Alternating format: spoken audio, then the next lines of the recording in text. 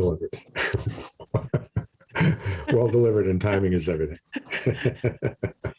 As someone who has been there and been given a negative response, that one is very accurate. Dennis, my friend, Yes. how are you doing this March evening, March 2022? Pretty well. There's signs of spring. Signs of spring. Yes. The snow is melting. It'll likely snow again, but it won't come back the way it was. Mm-hmm. I swept today. I come from a family of sweepers down the line. Right. Carpenters sweeping and sweepers sweeping. My grandfather, my brother, they're all, and now me. I've seen you with a broom. And right. And you're like, wow, that dude can sweep. Man, look at him go. Right. I know you have swept so many. He moves so fast for how old he is. Yes. Lord. No, truthfully though, it is. There's a dove outside my window. Truthfully, right out there. Beautiful dove. Mm-hmm. It's only about 6 feet from the window. I bet you could. I could get a shot at it if I had my pistol. I know. Bam. Dove stew. Where's your BB gun, sweeper boy? Take a pellet gun to that sucker. Mm-hmm. Kill that dove. Because that's the way to be. Now the dove's back is to me. I think that's a sign. It's not a good sign either. When the dove turns its back. When the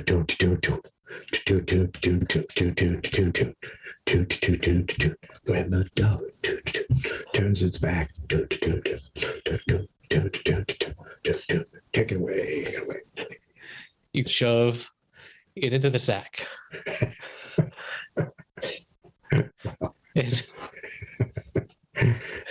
And you got to get your love on the rack. I don't know. Tortured. I mean, so have you played your guitar since we spoke about it last? I did take it down today and I gave it a little tickle. Yes. Good for you. I did. Good for you. Yeah. So at my work, I've been working on a thing where I have to do something and then wait like 4 minutes to see if what I did fixed the problem. And I've discovered that's a great time to take the old axe off the wall and diddle around a little bit until I have my result, which is often that no, actually I'm a dumbass and I haven't actually fixed the problem, but that's neither here nor there. It's actually here. It's here inside my heart. But you need an intervention. I need some sort of convention, prevention.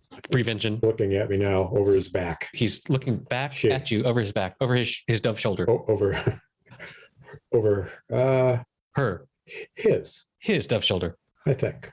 Do you think it's a boy dove? Yeah. It could be. Anyway, it just was distracting. When doves cry is.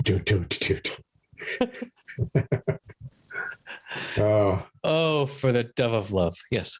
Remember Prince's famous line about what is it that makes the doves cry? Ooh, ooh, ooh. You have to find that and lay it out there for a quick second. It's masterful. When doves cry.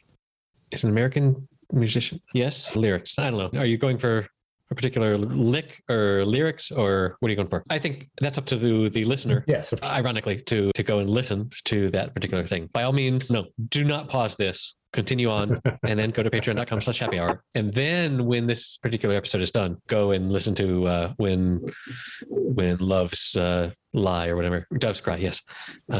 Very good. So you do anything this weekend? Coming I did up some shit. Past weekend. Well, or both, whatever. I have plans. Go ahead. I'm at a loss. I can't remember what I did this weekend. So I had a very busy weekend. On Saturday, some friends of ours from Madrid were up not visiting us. They were doing tourism near us, and they let us know, and we went over to meet them. And we went to see this thing that I've been to a couple of times. Pretty sure I've taken my parents there. It's the Altamira Caves, which is this place where they discovered in 1870, they discovered these caves that had these amazing cave paintings in them that date back like 16,000 years. When you go into the museum and you go into the exhibit, they show you this little intro movie. And it starts 18,000 years ago when people were living there. And we have evidence that people were living in these caves 18,000 years ago, just from bone fragments, both of humans, but also from whatever they were eating, and their little stone, the little arrowheads and stuff that they made out of stone, and their tools and the axes and whatnot. And then 2,000 years later, like they had been living there for 2,000 freaking years, and there was something that like caved the cave in, and then it was abandoned for a while, and then another 2,000 years go by, and then some people are able to clear it out or whatever, and other people were living there, and then 14,000 years go by, and it's discovered again.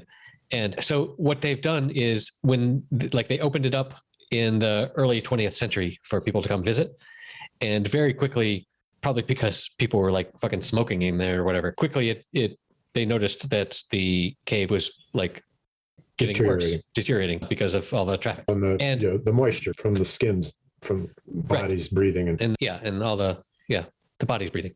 And I'm going to get these dates wrong, but like around the year 2000, they shut it down and they said, no more people can come in here. And then they took a couple of years and they figured out that, wait, what if we built an exact replica of these caves with these exact paintings out of just fucking plastic, that then people could tour and they could get the sensation of having seen these things, but we're not actually destroying the original paintings and whatnot. And so I guess maybe 2012 or something, they built and opened this museum that is right within 100 yards of the original cave. Like it's really there, and you go there and you can be there in the cave. It's not really a cave. Like I went in there with like my jacket on because I thought, it's going to be cold in a cave. But then I realized, oh wait, we're in a fake cave where it's actually fucking heating. And the lights are there, and there's this audio guide that is on the way everything should be now. There's an app that you can download that has an audio guide on it, and you go to each spot and you type in, I'm at this place where the plaque says 34, and you type in 34, then the guide comes on and explains in whatever language you want what is there to look at. And I don't know, it was just super cool and then there's this whole other museum of artifacts and stuff to let you get a feel of what it was like to live in that time period. And it was just crazy to contemplate, what if literally anything that you or I have done would be noticed in 15,000 years, let alone like fucking 50 or 15,000 days, right? Yeah, this podcast for sure is going to be listened to for all eternity. But the contemplation of what is time, man, and like this, although I'm looking at a replica of it, I'm looking at a replica of a thing that still exists 15,000 years later. And 15,000 years is like the Romans were 2,000 years ago. And roughly, I guess the ancient Egyptians were in Babylonia and that stuff were like 5,000 years ago. But that's like a third of the way there to where these people were, and what the hell their life was like. And they're just hunting and sewing together animal hides and then finding refuge in the caves. Like I don't know. It's so far from what our life is like that was fun. So, wow.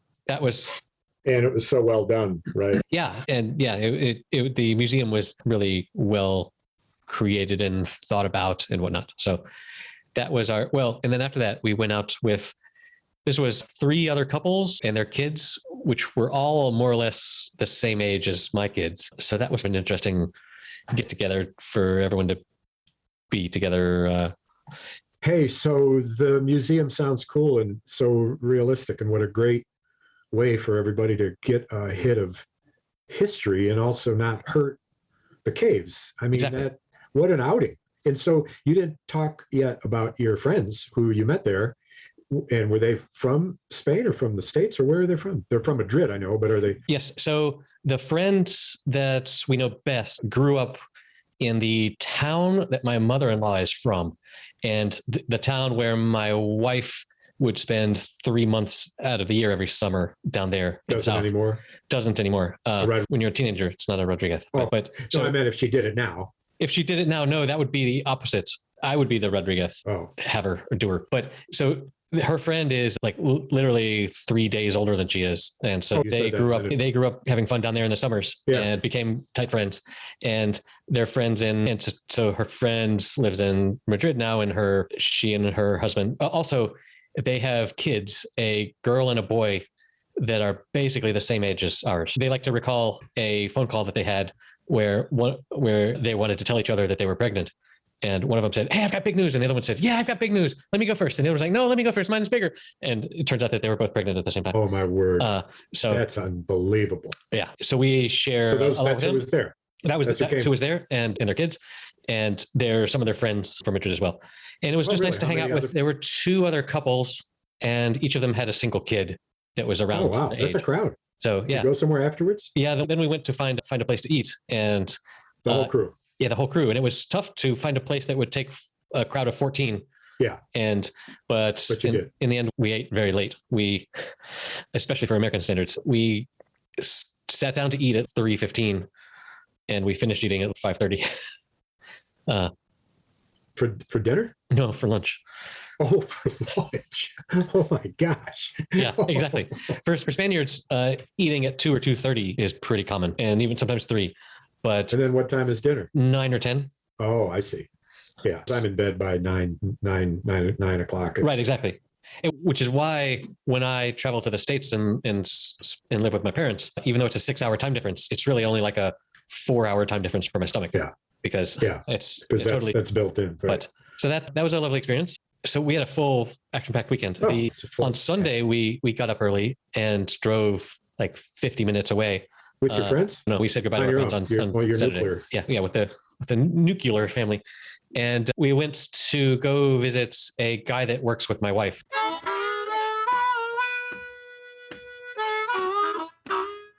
This is bullshit. We're going to have to switch from Zoom because Zoom is being very naughty. You can hear me? Yeah, I was just obviously left and came back. My Zoom crashed. You were frozen, so I knew to come back. So we went to this place that a coworker of my wife's lives there, just this tiny little podunk. There might be up to 100 people that live in this village, but probably not. They have a store there of any kind? A store? I don't know. They have a bar and a church, which is what you need to be a Spanish. Yeah. Then it's a great village. Exactly. So we went, and her friend loves the mountains and wanted to show it to us and lives there. And his niece went with us, who is like 15 or 16. And we went on this 15-kilometer hike. That's almost 10 miles. Woo, baby. Up into climbing, and then back down, obviously. And we had to cross this river 3 times, but it was one of these river crossings where you have to step from rock to rock and maintain your balance. We had a walking stick that we could stick in the river to had a third point of balance, but it was a lot of fun. And Sounds fabulous. Did you take pics? I took pics. I recorded the hike on my watch, which I can use this app to generate a video over the 3D terrain of where we walked, which is pretty cool. Where's the camera? It's generated 3D virtual camera. I know. Through your watch? Through the watch, yeah. The watch is taking GPS coordinates every couple of minutes. Huh. And then this app can look at those coordinates and draw and animate a path that you walked. Animate as in like cartoon characters walking in the woods? Or what do you mean animate? We've had this before where I say animate to mean draw something on the screen and you think of Disney. No. I can't imagine why. Or Looney Tunes. It's a stretch when somebody talks about animation to think about anything that ever came out of a Walt Disney shop. You're right. No, there's no cartoon. I can't believe I went there. It draws on this 3D map that it's showing you the path that you took. Understood. I've seen the apps. I've looked at them. They come across my feed all the time. And you showed me yours, a travel that didn't. It showed you going straight up and you were climbing, I believe, all fours at some point in some wild rock you did. And you said that was like episode 3 of this podcast. Was it? Yeah. A long time ago. That was pretty cool. And then we got to walk down. Part of the walk down was on this ancient Roman road that has been there for 2,000 years. So that was super. Man. Super like time you travel. Left me and came back. Am I here? Where am I? You're here now, but you froze up a quick second. I was reaching for the leave, but don't stay with me, man. Don't leave me. So that was cool. Look at me. Look at me. I see you. Oh Lord. Oh please. The closer you get to the camera lens, the worse it is for me on this end.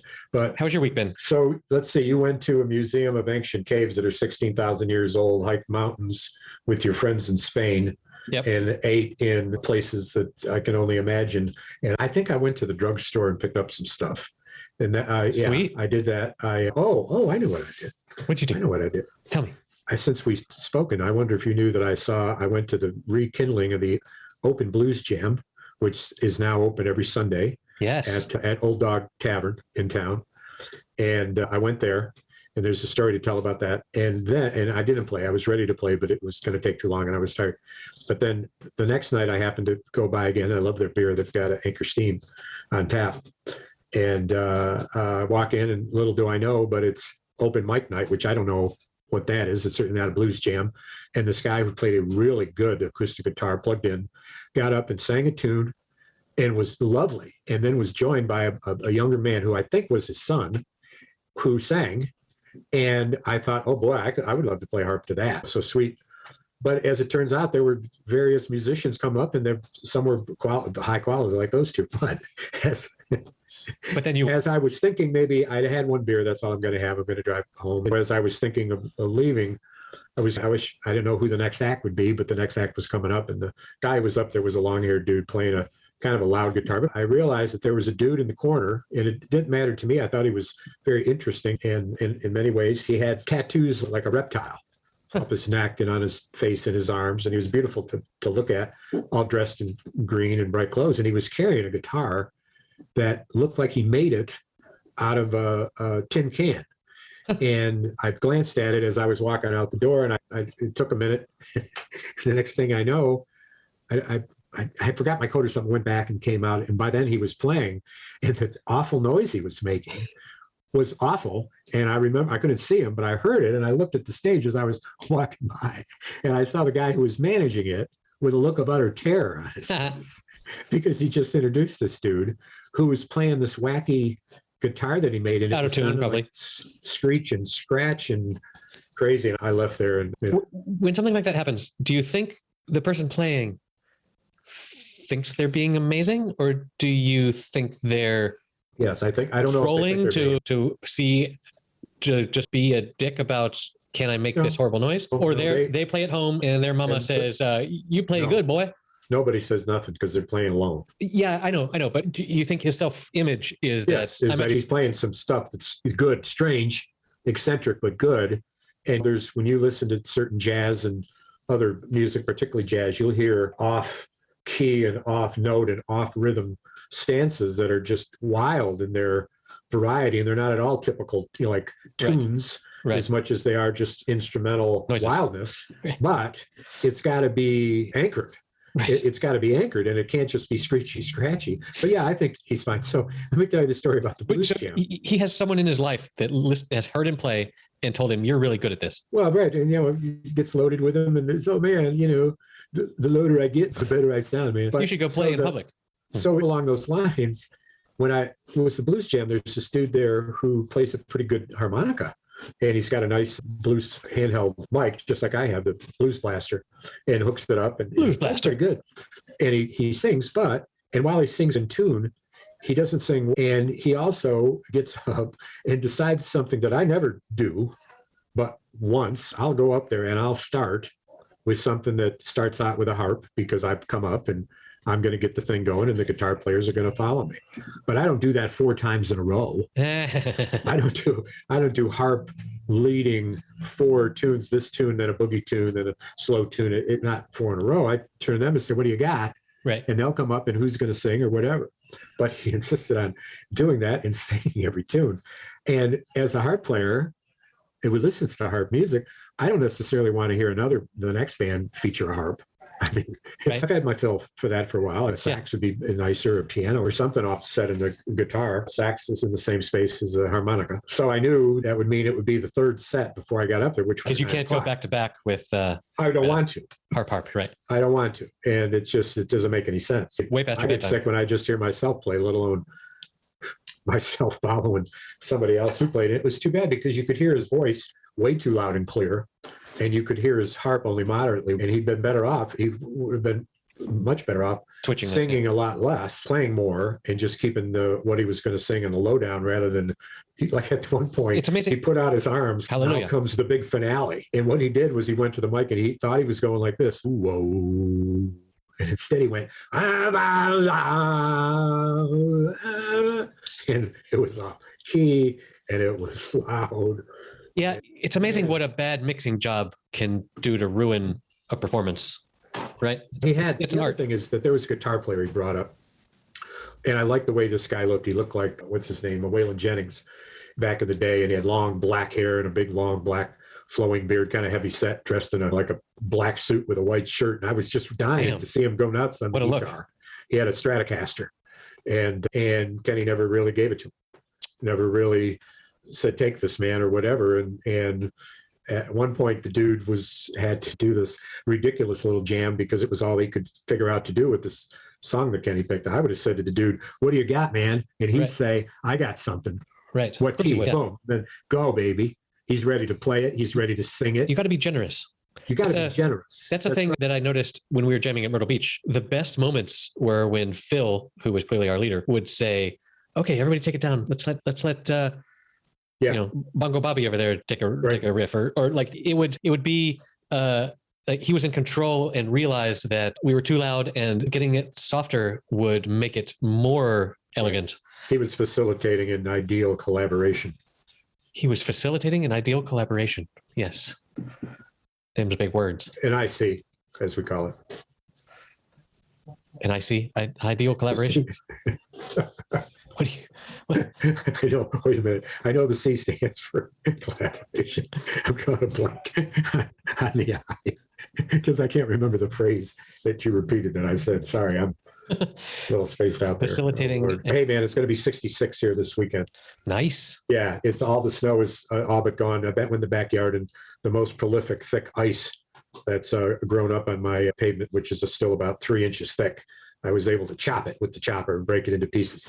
I looked up the chopper. Disappearance. I know what a chopper is now. You said that was the It's a tool of the heavy. day, and I Yeah. looked it up. And And I talked earlier about the tool for the day today, which was the broom, invention that I came from a family of sweepers, generations of sweepers. right, And you had commented that you've seen me sweep and that it was something to behold. Yeah. So I have a broom. Guess how tall the handle is? 6 feet. 12. I just told you. 12 inches times 6. What's the most important thing in comedy? Timing. What? Okay. So tell me about your Wait a minute. enormous You're broomstick. doing the Groucho Marx thing with your eyebrows. I never knew your eyebrows could go so far up your head. I think you might set a record. That's got to be like 4.5 inches. I never noticed your eyelids. 6 feet, baby. We're so droopy. Just like your broom. 6 feet broom handle, man. That means that I can sweep the bottom step when I'm at the top of the steps. You lazy bastard. Just walked. When there's snow there, man, you don't want to step on the snow before you sweep it. Oh. Otherwise, your footprint stays and it turns into ice later. Why don't you sweep the top steps and then Of course. step on them? Of course. But listen, let me just tell you something.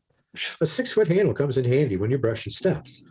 Whatever your technique is, whatever you think the right quote unquote technique Oh, I have is, strong I'm telling opinions. you, apparently, you don't come from a family of sweepers. How many steps?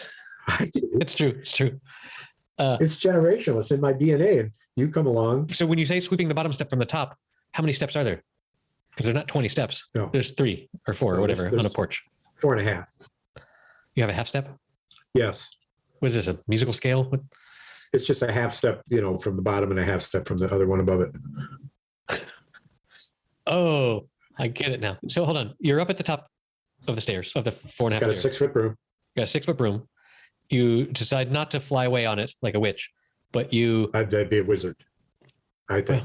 I mean, Let's witches, not be, maybe now let's they not be gender normative here. Come on. Everyone's... gender normal. fluid. GN. Yes, just like icy, which is your steps are very icy. So you're up at the top step, and rather than sweep the first step down, you reach all the way down to the bottom step to sweep. No, I open the door, I sweep the top step, then I'm on that step, I go all the way down. And as I'm coming back up the steps and I'm finished, I'll look behind me and realize that there's still some snow on the bottom to go down. I sweep it off. Without another thought, with a brisk First movement, movement of the broom. And I might do all three just to make sure they're extra clean. Because as you're wearing boots, you track up on a step, and next thing you know, there's these little boots, like boot shit. And it's interesting stuff because when you go to Riveting, it's really. shaped, sometimes you leave what looks like a waffle of mud, right? Mud waffle, yep. And you could bake it. Who doesn't love a coat it mud with waffle? something, Yeah. and feed it to somebody and tell them it's chocolate. That'd be funny. Yes. When we were on our hike, we stopped to have our sandwich that we had brought by a little church. And the church was so unused that there were clear evidence of cows that had been by. There were cow pies. In the church? No, not in the church, outside the church. And There were cow pies. yes. And I made a joke to my 8-year-old. I said, hey, if you want some chocolate cake for dessert, you got one right there. And he gave me this eye roll. Oh my God, Dad, that's the stupidest thing. And then he turned around immediately to everyone else and said, hey guys, if you want chocolate after chocolate cake. Well, he had two thoughts about it. His first thought was, and his second thought was, well, come to think of it, that is pretty funny. Yeah. So that happens. So imagine that those, when those are dry and hard and solid as a rock, that they make such excellent fire substance. A great fertilizer. I used to collect dung and go to a horse stall and use, in fact, a chopper. Now that you know what it looks like from your examination earlier this evening of the ice pick, using that ice pick on the floor of a stall, a horse stall, yes, where they haven't cleaned the shit out for a year, the horse is going to start hitting its head. That stuff is so hard that you use an ice chopper and you take it out like chunks of ice, like the old pick it up, chop it, pull it out, load it in the truck, stack it. And when you take that and put it in a barrel drum barrel full of water and put that manure in there, you make what's called manure tea. And as that becomes like more a very thin oat of the concentration of the best would be chicken manure. Horse manure is fine. And then when you take that and you scoop it out and you put it around your plants, and it becomes a super summer booster, oxygen booster, energizer for the plants. Nitrogen booster, I would guess. Yes, nitrogen. And it could be called dung tea, but it goes by many names.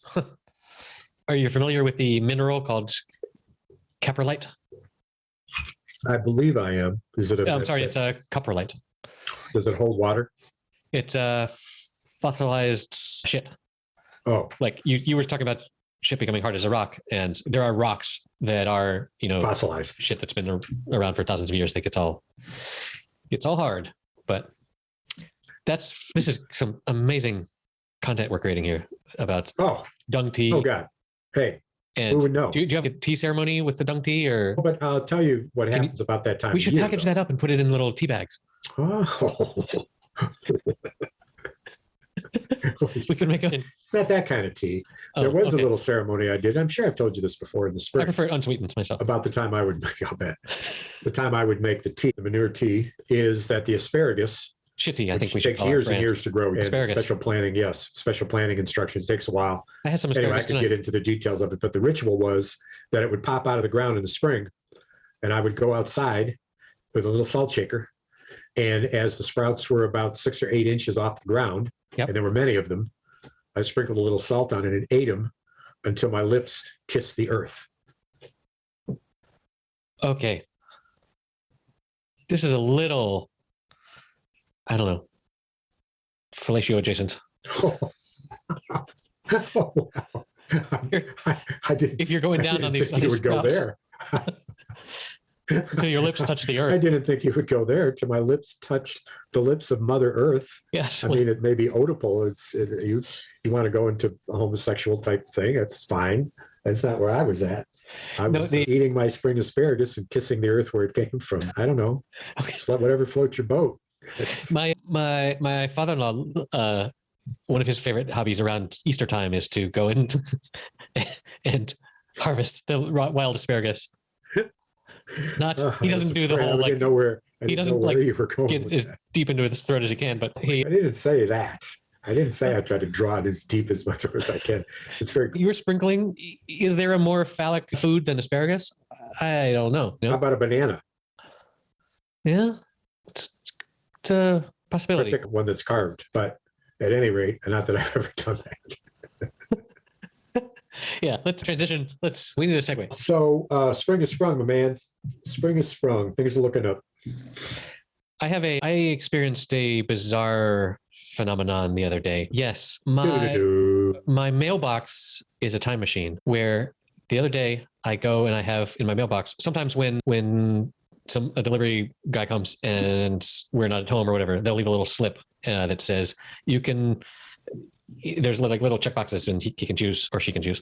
I'm going to come and try and deliver this again tomorrow, or look, just go to the post office and pick it up.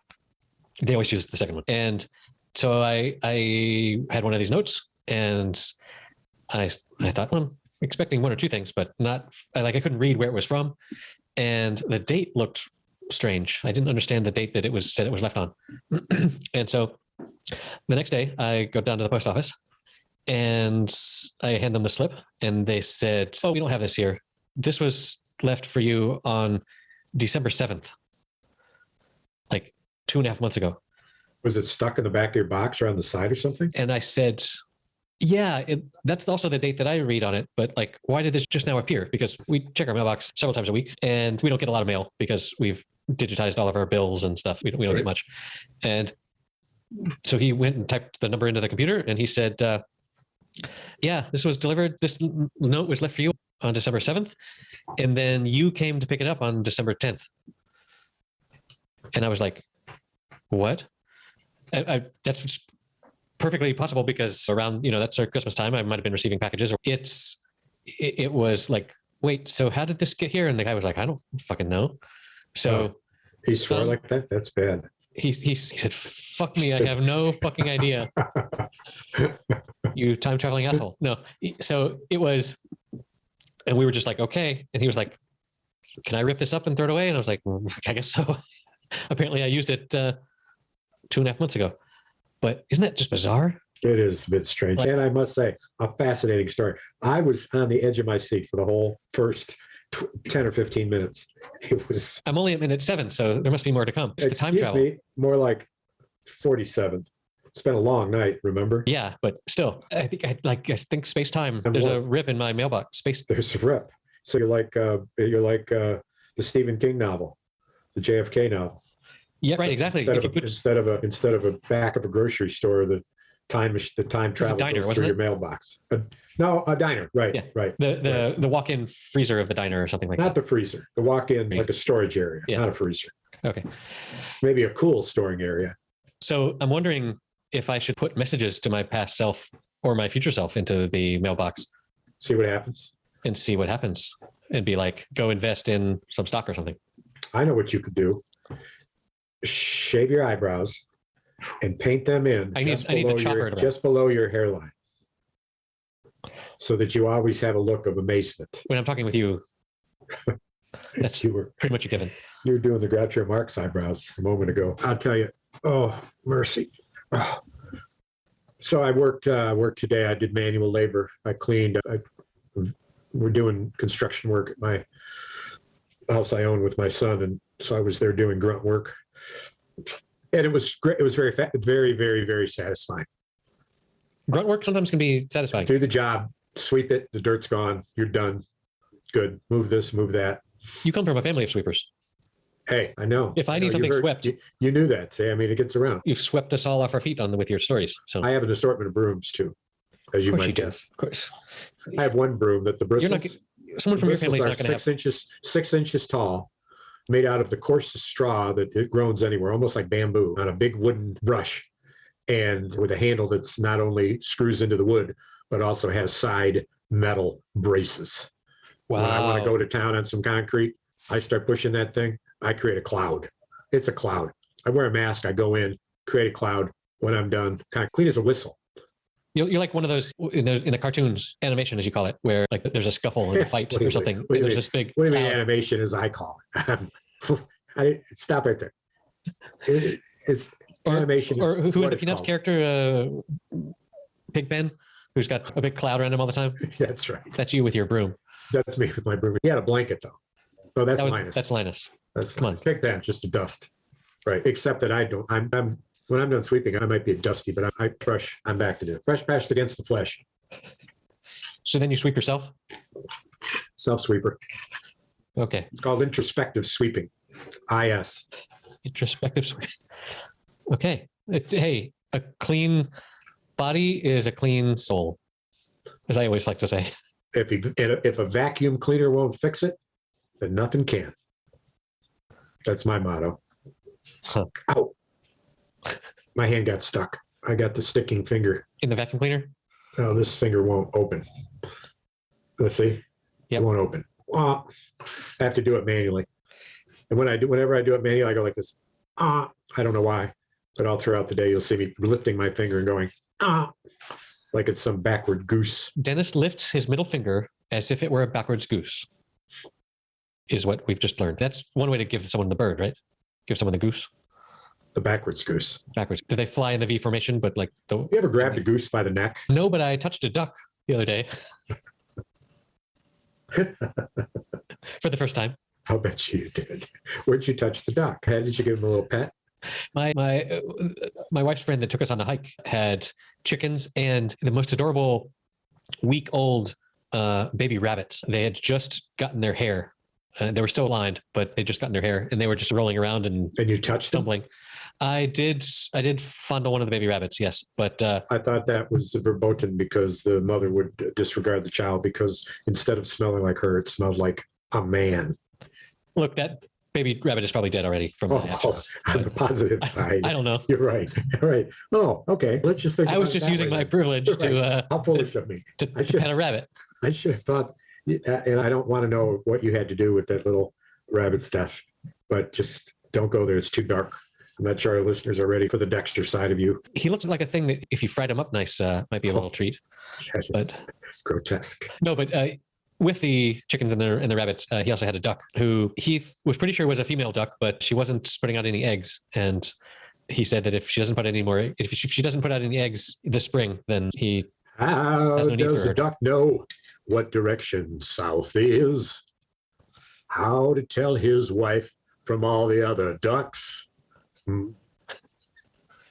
What the duck? Anyway, getting back to my point, is I Pull a touched a duck. spider's legs off, but it'll keep on twitching and moving.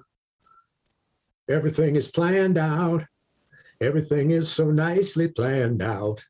And the human race, come smack your face. Something down the spout. Itsy witsy spider. No, itsy teensy spider. Itsy teensy spider. So that's fun. what I always taught was itsy bitsy spider. But And what did I say? Teeny weeny? you said teensy weensy. But No, that's not right. It's itsy bitsy. Of course, I'm wrong. yes, but however, the British Zoom, man. Zoom is unlimited because I pay for that. We should probably host on yours. Anyway, the British, I only know this because I live in Europe and we got some English books for our kids. The British, they don't say itsy bitsy, they say eensy weensy, which is close to what you said, I think. And that it's like No, I didn't say eensy weensy. no, you said teeny weeny. Teeny Something like weeny. that. That's Teeny weeny. No, I didn't say teeny weeny. that's what they used to call you in college, I think. No, it's my wife's nickname for no, not really. She calls me Big Ed. Ed the talking horse. Big asparagus. Anyway, it's everything seems planned out. I know we're just organs, pawns. all my organs doing their job. No help from me. I know. It's just so planned out. Everything's so nicely planned out. Who's And the playing? human race, come smack your face. And No. It's just, that's the end of it. it's well, no, not by far. Itsy bitsy.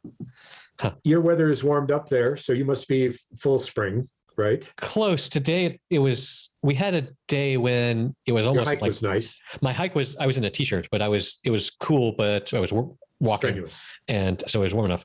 But yeah, it's still starting to get warmer. And this weekend, actually, we have a trip planned. We're driving 6 hours away to a city called Teruel to visit my sister-in-law, who has been there working a temporary job for a couple months. And we're going to go spend a weekend with her and see that part of Spain that we've never been to. Oh, cool. So expect Stories galore.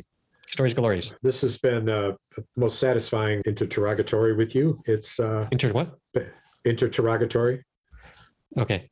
That's you and me being interrogating together. We were interderogatory. We were insulting each other. Yes, IT. IT. You D. might have heard of it. Anyway, But go I must. go you shall. Go I must. Go I shall. And remember this. Everything seems planned out. Everything's so nicely planned out. In Yeah. the human race. Come smack your face.